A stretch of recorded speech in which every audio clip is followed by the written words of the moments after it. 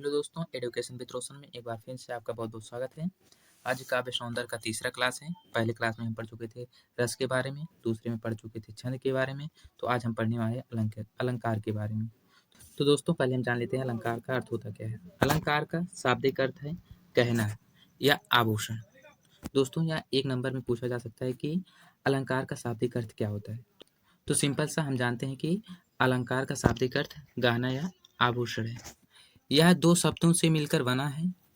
एक आलम जिसका अर्थ होता है आभूषण और कर यानी करने वाला। काव्य की शोभा बढ़ाने वाले तत्व को अलंकार कहते हैं। इसके प्रयोग से शब्द और अर्थ में चमत्कार उत्पन्न होते हैं। दोस्तों यह रहा अलंकार का अर्थ।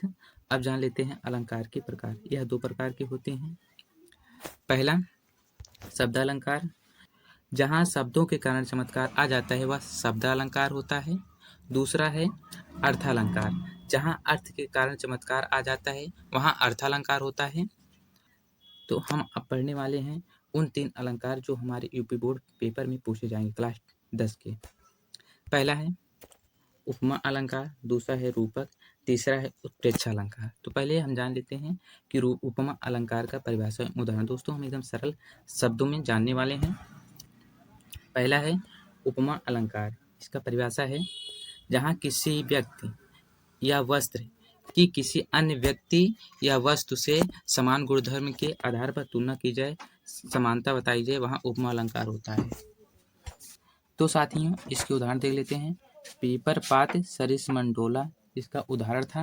अब हम देख लेते हैं रूपक अलंकार, जिसका परिभाषा है जहाँ उपमेय में उपमान का भेद रहित आरोप होता है वहाँ रूपक अलंकार होता है। यह रहा रूपक का अलंकार का परिभाषा। अब दोस्तों देख लेते हैं इसके उदाहरण। इसका सिंपल सा उदाहरण है चरण कमल बंदो हरिराय। दोस्तों यह रहा इसका उदाहरण। तो तीसरा है उत्प्रेक्षा अलंकार। इसका परिभाषा है दोस्तों जहाँ उपमेय में उपमान की संभावना की जाए वहाँ उत्प्रेक्षा अलंकार होता है। तो दोस्तों यह रहा इसका परिभाषा। अब इसके उदाहरण हम देख लेते हैं। सोहत ओढ़े पीत पट श्याम सलोनी गात मानो नीलवट शैल पर अतव प्रयोग प्रभात।